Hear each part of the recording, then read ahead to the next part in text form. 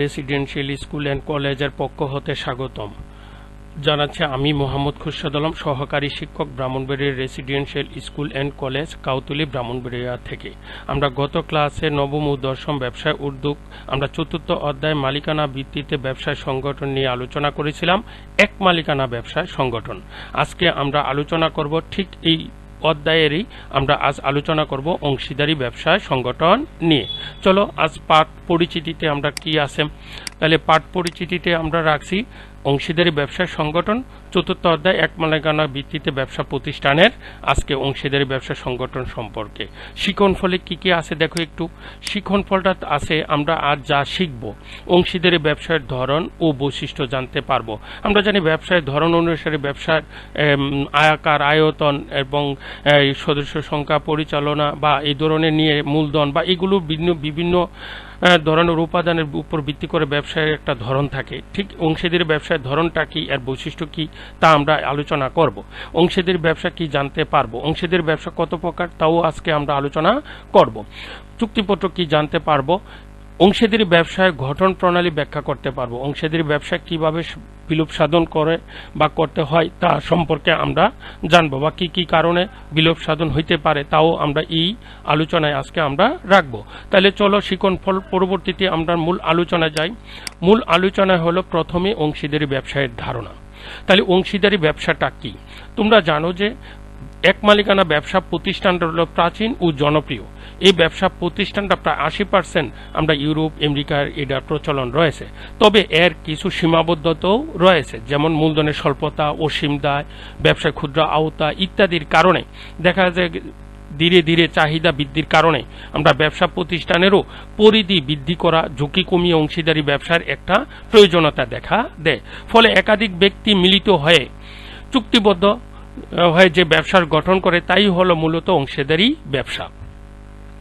তবে অংশীদারি ব্যবসায় কিছু কিছু সমস্যা দেখা দেয়, বিশেষ করে মুনাফা বন্টন, কি হারে বন্টন হবে, কি মানে মুনাফার হারটা কি হবে ইত্যাদি সকল চুক্তিপত্রের মাধ্যমে থাকে। সিদ্ধান্ত গ্রহণ, আমরা দ্রুত সিদ্ধান্ত গ্রহণ, কিভাবে সিদ্ধান্ত গ্রহণ করা হবে ইত্যাদি, এবং দায়িত্ব ও কর্ম বিভাজন ও সদস্যদের মধ্যে একটা পারস্পরিক সম্পর্ক নির্ধারণ ইত্যাদি বিষয় সদস্যদের মধ্যে একটা দ্বন্দ্ব বা আস্থা সংকট দেখা দিতে পারে।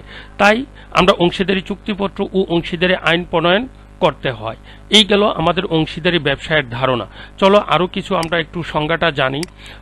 সংজ্ঞাটা হলো আমাদের বাংলাদেশে অংশীদারি ব্যবসা 1932 সালে অংশীদারির দ্বারা মানে অংশীদারি আইন দ্বারা পরিচালিত হয়। তাইলে আমরা এখন যদি তোমাকে প্রশ্ন করা হয় যে বাংলাদেশে অংশীদারি ব্যবসা কত সালে আইন দ্বারা পরিচালিত হয়ে আসছে, তাহলে 1932 সালের আইন দ্বারা পরিচালিত হয়ে আসছে। আমরা নৈবিত্তিকে থাকতে পারে, আমরা জ্ঞানমূলক প্রশ্ন ক নাম্বারে থাকতে পারে। তাহলে অংশীদারি আইন 1932 সালে আইন অনুসারে আমাদের সদস্য সংখ্যা কতজন সর্বনিম্ন থাকতে পারে, তাহলে 2 জন, এবং সর্বোচ্চ কয়জন, 20 জন, এবং ব্যাংকিং ব্যবসায়ের ক্ষেত্রে 10 জন সদস্য থাকে। তাহলে তোমাকে এভাবে প্রশ্ন করবে যে ব্যাংকিং ব্যবসায় অংশীদারি হিসেবে কতজন সদস্য থাকে, তাহলে 10 জনের উপরে নয়। আবার দেখা গেছে সর্বনিম্ন কয়জন, 2 জন, এবং অন্যান্য ব্যবসা প্রতিষ্ঠানের ক্ষেত্রে সর্বোচ্চ হলো 20 জন। এই গেল কি আমাদের সদস্য সংখ্যার হিসাব। এবার আসো 1932 সালে অংশীদারি আইনের আমরা 4 ধারা মতে সকলের দ্বারা অথবা সকলের পক্ষে একজন দ্বারা পরিচালিত ব্যবসায়ের মুনাফা নিজেদের মধ্যে বন্টনের উদ্দেশ্যে ব্যক্তিদের মধ্যকার সম্পর্ককে চুক্তিবদ্ধ হয়ে যে ব্যবসা গঠন করা হয়ে থাকে তাকে অংশীদারি ব্যবসা বলে। তাইলে আমরা অংশীদারি ব্যবসার সংজ্ঞাটা সুন্দরভাবে জানলাম। তাইলে চলো আমরা অংশীদারি ব্যবসায়ের বাকি গঠন প্রণালীটা আমরা কিভাবে গঠন করতে হয়। এখানে গঠন প্রণালীটা অনেকটি আছে, আমি এখন 4টা একটু আলোচনা করলাম। এক, আইনগত ঝামেলা না থাকায় অংশীদারি ব্যবসা গঠন খুবই সহজ। একাধিক ব্যক্তি চুক্তিবদ্ধ হয়ে গঠন করতে পারে, তার মানে আইনগতভাবে কোনো ঝামেলা নেই। তবে অংশীদারি ব্যবসাটা নিবন্ধন করে নিলে একটু ভালো হয়। তার কারণ হলো নিবন্ধনকৃত অংশীদারি ব্যবসা প্রতিষ্ঠানটা অন্যান্য ব্যবসা প্রতিষ্ঠান অথবা আমরা অনিবন্ধনকৃত ব্যবসা প্রতিষ্ঠান থেকে সুবিধা গ্রহণ করতে পারে বেশি। তাইলে দ্বিতীয়টা হলো চুক্তিপত্রের ভিত্তিতে ব্যবসাটি গঠিত। আমরা জানি যে ব্যবসায়ের মূল ভিত্তি, অংশীদারি ব্যবসার মূল ভিত্তি হলো চুক্তিপত্র। চুক্তিপত্র ছাড়া অংশীদারি ব্যবসা প্রতিষ্ঠানটা পরিচালিত হতে পারে না এবং নিয়ন্ত্রিত হইতে পারে না। তাহলে চুক্তিপত্রের ভিত্তিতে ব্যবসাটি গঠিত হয়, পরিচালিত হয়, নিয়ন্ত্রিত হয়। চুক্তিপত্রটা মৌখিক বা লিখিত হতে পারে। চুক্তি অনুসারে মুনাফা বন্টন হয়ে থাকে। আর সবচেয়ে বেশি একটা সমস্যা সৃষ্টি হয় মুনাফা বন্টন। কি হারে মুনাফা বন্টন হবে? এটা কি মূলধন অনুপাতে, না অনুপাত হার অনুসারে, না আমাদের সমহারে, যেটাকে আমরা সমহার বন্টন বলে থাকি, এই হারে? তাহলে এটা নিয়ে দেখা গেছে একটা দ্বিমত দেখা দিতে পারে। এর জন্য চুক্তি অনুসারে মুনাফাটা বন্টন হয়ে থাকে। চুক্তি যেভাবে মুনাফা বন্টন উল্লেখ থাকে ঠিক ওইভাবে মুনাফাটা বন্টন করতে হয়। পারস্পরিক আস্থা ও বিশ্বাসের উপর এই ব্যবসাটি গড়ে উঠে। তাহলে বোঝা গেল একজন অংশীদার আরেকজনের অংশীদারের উপর কি থাকতে হবে? আস্থা থাকতে হবে, বিশ্বাস থাকতে হবে। আস্থা ও বিশ্বাসটার উপরে এই ব্যবসা প্রতিষ্ঠানটা গড়ে উঠে। আমি সংক্ষিপ্ত আকারে অংশীদারি ব্যবসা গঠন প্রণালীটা একটু আলোচনা করলাম। এবার চলো আমরা অংশীদারি ব্যবসা প্রতিষ্ঠানের চুক্তিপত্র কি। অংশীদারি ব্যবসায় চুক্তিপত্র আমরা জানি যে কোনো বিষয়ে একাধিক ব্যক্তির মধ্যে শ্রেষ্ঠ মতের ঐক্যকে চুক্তি বলে। তাহলে আমরা চুক্তি কি এখানে জানলাম। তাহলে কোনো বিষয়ে একাধিক ব্যক্তির মধ্যে শ্রেষ্ঠ মতের ঐক্যকে চুক্তি বলা হয়। অংশীদারি চুক্তি মৌখিক, লিখিত বা নিবন্ধন হইতে পারে। অংশীদারির মধ্যে পারস্পরিক সম্পর্ক নির্ধারণ, ব্যবসার সম্পর্কে বিভিন্ন নিয়ম, বিলোপ সাধন, মুনাফা বন্টন ইত্যাদি উল্লিখিত চুক্তি হলো অংশীদারি চুক্তিপত্র। ও চুক্তিপত্রের বিষয়বস্তু নিম্নে আমরা একটু আলোচনা করি। প্রথমে হলো অংশীদারি ব্যবসায়ের নাম ও ঠিকানা কি, অর্থাৎ আমরা যে ব্যবসা প্রতিষ্ঠানটা স্থাপন করব বা গঠন করব, উক্ত ব্যবসা প্রতিষ্ঠানটার নাম এবং এটা কোথায় অবস্থিত এর ঠিকানা উল্লেখ করতে হয়।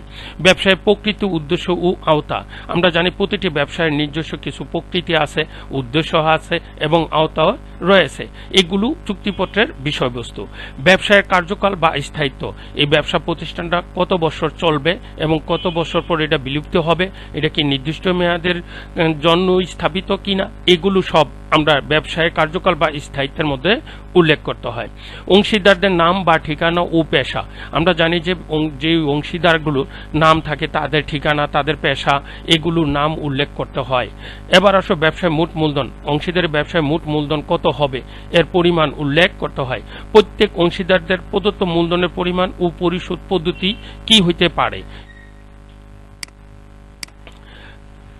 তাইলে দেখো আমরা ব্যবসায় পরিচালনা নিয়মাবলী, আমরা মানে এই চুক্তিপত্রের মধ্যে ব্যবসায় কিভাবে পরিচালিত হবে এর নিয়ম কানুনগুলো চুক্তিপত্রে উল্লেখ থাকে। যেই সকল অংশীদার প্রত্যক্ষভাবে ব্যবসা পরিচালন করবে তাদেরও পরিচিতি দরকার হয়। তাহলে পরিচিতি থাকবে। লাভ লোকসান বন্টন পদ্ধতি, অর্থাৎ লাভ হোক, কোম্পানির লস হোক বা লোকসান হোক, আমরা কিভাবে এটা বন্টন হবে তা এই পদ্ধতি উল্লেখ থাকতে হবে। অংশীদারদের দায়িত্ব, ক্ষমতা ও অধিকার এগুলো মানে উল্লেখ থাকবে। যে ব্যাংকে হিসাব খোলা হবে তার নাম, ঠিকানা ও হিসাবের ধরন আমরা উল্লেখ করতে হবে। ব্যাংক হিসাব যিনি পরিচালনা করবেন তাদের মানে এই পরিচালনাকারীদের নামও উল্লেখ থাকতে হবে। বিলুপ সাধন পদ্ধতি কিভাবে হবে, কিভাবে কোম্পানিটা বিলুপ্তি করতে হবে ইত্যাদি সকল চুক্তিপত্রের মধ্যে থাকে। এই হিসাবে দেখা গেছে আরো অনেক কিছু চুক্তিপত্র আমরা চুক্তিপত্রের মধ্যে বিষয়বস্তু থাকে।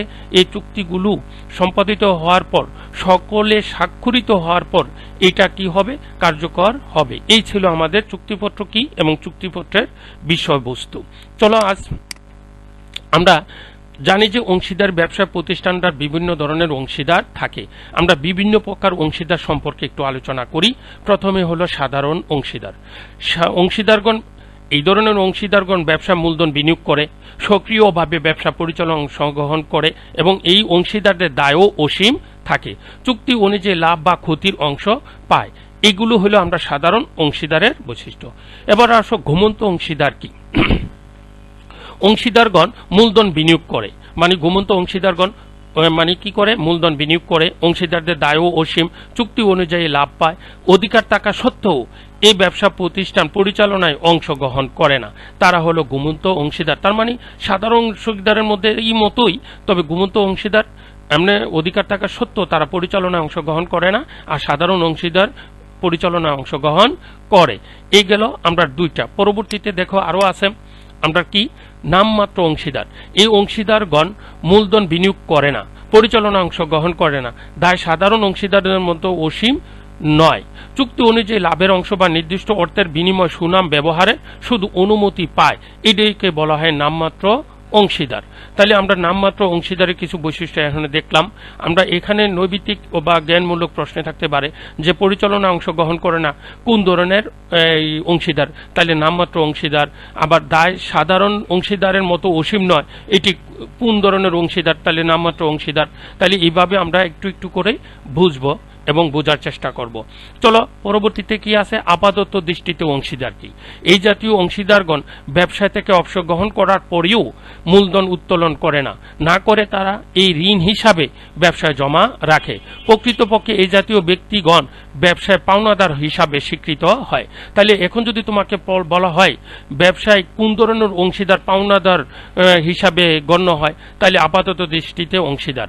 তাহলে আপাতত দৃষ্টিতে অংশীদার তারা মূলধনটা উত্তোলন করে না, কিন্তু ঋণ হিসাবে এই ব্যবসা প্রতিষ্ঠানে জমা রাখে। এই ধরনের অংশীদারকে বলা হয় আপাতত অংশীদার।